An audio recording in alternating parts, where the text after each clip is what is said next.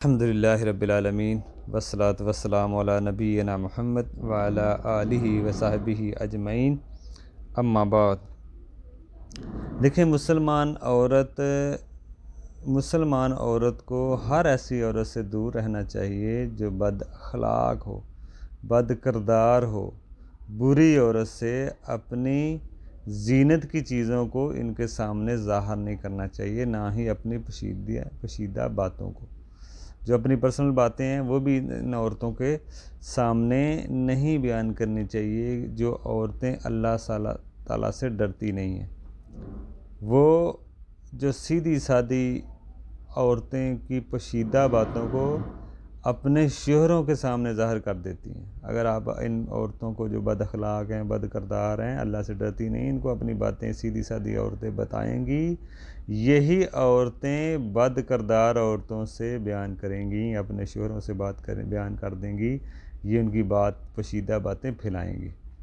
تو اس لیے یا پھر بعض عورتیں کسی عورت کی خوبصورتی یا پوشیدہ باتوں کو اپنے شوہروں کے سامنے بھی بیان کرتی ہیں۔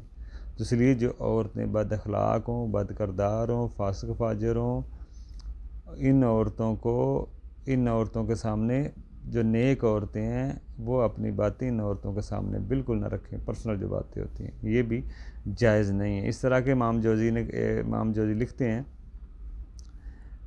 کہ اسی طرح امام جوزی نے ایک اور مسئلہ اس میں ظاہر کیا ہے، چہرے کا ایک اور مسئلہ بلکہ چھیڑا ہے امام جوزی رحمہ اللہ نے۔ ایک اور مسئلہ چھیڑا ہے کہ کسی اجنبی عورت کا غیر محرم کے ساتھ خلوت جائز نہیں ہے۔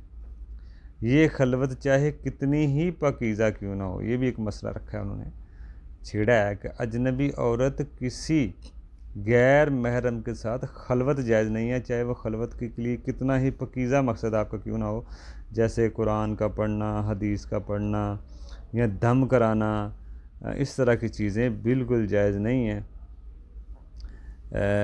کیونکہ جیسے ہوتا ہے نا، اکثر لوگ دم کرانے کے بہانے اکیلے کسی سے دم کرانا یا قرآن پڑھنا یا حدیث پڑھنا، اس طرح اختلاط، چاہے دو مرد دو عورتیں ہی ہوں، اس طرح اختلاط جائز نہیں ہے، کیونکہ تیسرا ایک مرد اور ایک اگر عورت ہے تو تیسرا ساتھ شیطان ہوتا ہے۔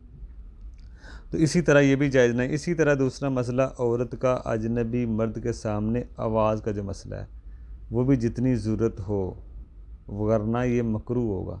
ضرورت کے تحت ہو سکتی ہے، عام حالت میں چیزیں ناپسندیدگی، بلکہ کہیں اگر فتنے کا سبب بن سکتی ہے یہ چیز، یہ بھی اگر آپ کسی سے اس طرح بات کرتے ہیں۔ اصل مسئلہ عورت کی آواز پردہ نہیں ہے، لیکن نرم لہجے میں عورت کسی بھی مرد سے بات نہ کرے۔ جیسے آپ آج بازاروں میں دیکھتے ہیں عورتیں کیسے نرم لہجے میں کسی سے بات کر رہی ہوتی ہیں۔ اگر کسی کے دل میں یہ مرض ہے تو وہ مرض جو ہے نا وہ اس چیز کو اور ابھارے گا۔ تو اس لیے عورت کو چاہیے کہ اپنا سخت لہجے سے بات کرے۔ اسی طرح ایک اور مسئلہ ہے کہ عورت کو دعوت کا کام کرنا، میڈیا پہ آ کے اور سر عام ہر طرح کی باتیں کرنا، یہ بھی برحال جائز نہیں ہے۔ عورتوں کے جو خصوصی مسائل بیان کرنا میڈیا پہ آ کے اور ہر بات کھلے دل بات کر دینا عورتوں کا، یہ بھی برحال چیز مناسب نہیں ہے۔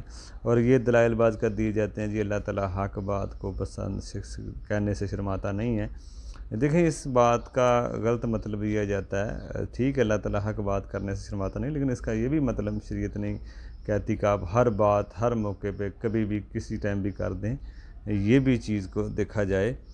اور بلکہ عورت چاہے کتنا ہی مکمل پردے میں ہی کیوں نہ ہو سوشل میڈیا پہ، تو اس طرح کی باتیں مخصوص مسائل کے اوپر عورتوں کو برحال نہیں کرنی چاہیے سوشل میڈیا پہ آ کے۔ بعض عورتیں نعتیں پڑھ رہی ہیں، تلاوتیں کر رہی ہیں، اس طرح کا برحال ان کو بچنا چاہیے سوشل میڈیا پہ آ کے۔